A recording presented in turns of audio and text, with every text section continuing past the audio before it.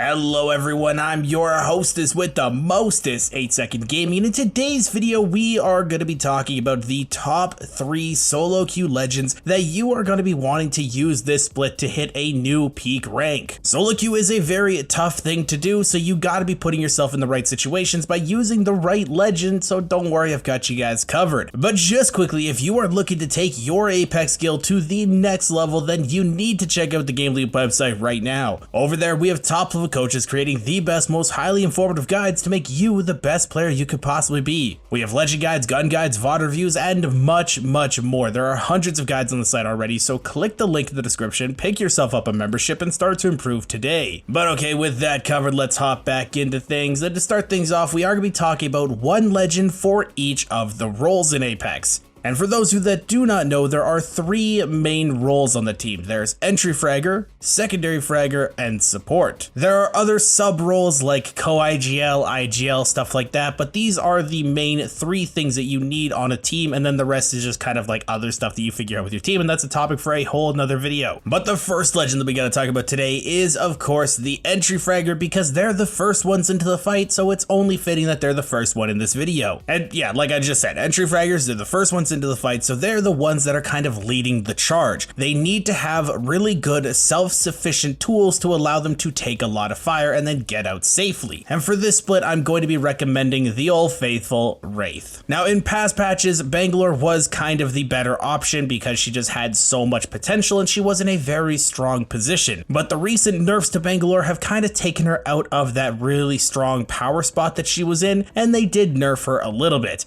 Now that's not to say that Bangalore is completely dead in the water. If you were a Bangalore main before, you could probably still get away with it if you know that she's weaker. But right now, Wraith is just the solid go-to pick because she has everything that you need and she hasn't been nerfed in such a long time. She has the solo potential to play extremely split from her team with not only her phase, but also her portal. There is literally no other legend in the game that can play like Wraith plays, being as safe as Wraith is. It's even potential that you can play so far from your team that you are holding 2 different buildings in an end game position. Because if another team tries to contest you, then Wraith can just phase back to her team, or if somebody's contesting your teammates, then they can just fall back to you, giving you more real estate to play in an end game situation and taking away that much more from your enemies, forcing them to do what you want them to do. And on top of that, there's no better option for helping your team get from point A to point B than Wraith. Her portal is the safest option out there, so if things go south, you have such a good mobility tool to make sure that you and your teammates are safe. Wraith has always been a very solid go-to legend in the history of Apex, and there's a very good reason for that, and she has got back to the spot of being the best solo queue legend in my opinion, so play her if you want to be the entry fragger. But okay, that is the entry fragger covered, so let's move into their secondary counterpart, the secondary fragger. Now, like their name also suggests, they are the second one into the fight. These are typically your cleanup crew. They are the ones that are hyper aggressive. They're the ones that are kind of getting all the kills. They want to be either super strong in backing up your entry fragger or giving your team information in some way. And this is actually the category that most of the legends in Apex fall into,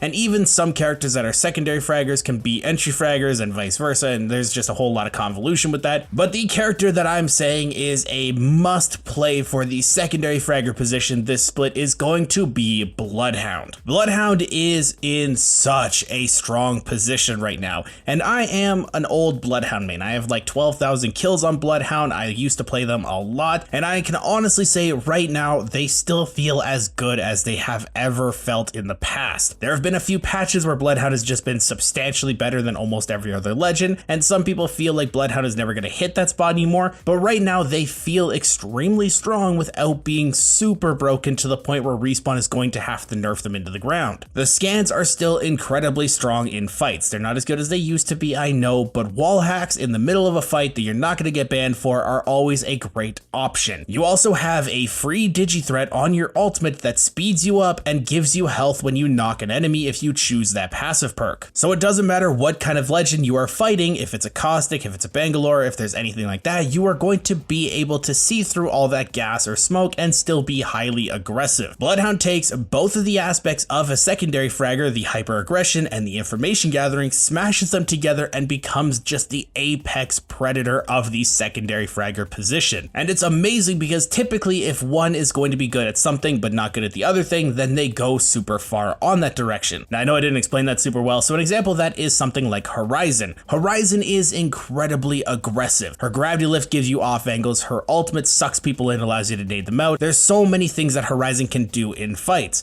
But as an information gatherer, Horizon is just god awful. There's no option for her to gather information other than just giving basic callouts. Or if you want to go the opposite end, take a look at something like Seer. In fights, he's great at gathering information. He can call people out, he can use his heartbeat sensor, his ultimate has a bunch of wall stuff that's going on, but in terms of hyper aggression, he doesn't really have any options. There's nothing like a Horizon gravity lift or a Bloodhound speed up that he has in his kit. So if they're good at gathering information, they're not being aggressive, and it's kind of vice versa, but Bloodhound is good at both. So for the secondary fragger position, Bloodhound is going to be the hands down go-to pick, no ifs, ands, or buts. If you don't know how to play Bloodhound, swap to them immediately, learn them a little bit, and you will be thankful later. But now we can move into the last position on the team, and this one is very near and dear to my heart because this one is typically the position that I play, and it's the role that I made ALGS finals with on my team, and it's going to be support. Now support is the back line of the team. They are the rock, they're the anchor, they're the ones that making sure that everything is going right, and if something goes wrong, they are there to back you up. They are essentially team mom, and actually right now there are so many great options for support because it feels like basically every support legend is viable. But for this one, I'm going back to my favorite of the pick right now, and that is going to be Newcastle. Now for some people that have been fans of the channel for a while, you are going to know exactly what I'm talking about because you've probably swapped to Newcastle because I've just been beating you over the head with it. But for those of you that are new to the channel, Newcastle is the strongest support right now. Conduit is still pretty good, she's a very solid option as well, but Newcastle just offers so much more to your team. He is such a strong powerhouse pick. It doesn't matter what kind of playstyle you and your team want to have because he is able to mesh into it perfectly. If you want to play hard edge and be super aggressive, guess what? He can do that because if you need cover, his shield moves and can be aggressive with you. A teammate gets knocked, you can pull them out of the line of fire and make sure that they're able to res safely. And if you're getting third partied, he slams down an ultimate, gives you a wall, gives you a spot to breathe, and then you can go from there. But on the flip side, if you want to play hard zone, again, he can do that too because he can create spots to play. If there's a field where the zone is going to be pulling that is very open, Newcastle thrives there because he can just slam down his ultimate and give you a spot to play. And I know some people are going to be pointing out that other people can shoot your walls, but if they want to waste that much ammo on your wall, then they are not going to have very much ammo left for the end game and they're going to be panicking. Let them spray all that ammo at your wall. Let them waste their resources because guess what? In a couple minutes, you have another wall. You can just put that down. They don't have that ammo back. There are so many solid options when it comes to Newcastle. He's just such a good pick. And for a while, yes, I did think that Conduit was kind of outranking him, but the flexibility scale of Conduit is not as strong as Newcastle. Conduit is good at being aggressive, but when it comes to turtling, she is not as good as Newcastle is, so that is why I'm putting Newcastle back at the top of this. And I do know that some people might be thinking Gibraltar because he does basically the same thing that Newcastle does with just a little bit of extra offensiveness with his ultimate. And yes, Gibby is good, but for a solo queuer, you don't want to play Gibraltar because Gibraltar heavily relies on his team to get him in and out of fights. If something goes wrong, Gibby has no options to get out himself. If you are forced to blow the bubble, you are probably going to die. But with Newcastle, that is not the case because if something goes wrong and you are getting swarmed, you have your ultimate to jump back to your teammates to get back to safety. Newcastle is extremely hard to solo out, which was one of the biggest downfalls of the support of the solo queue role, but Newcastle just circumvents that very easily. But let me know, what's your favorite solo queue legend in the comments down below, and if you guys want to stay up to date with the latest and greatest Apex Legends tips, tricks, and news, don't forget to smash that like and subscribe button. Thanks so much for watching. Once again, I made Second Gaming, and I'll see you guys in the next one.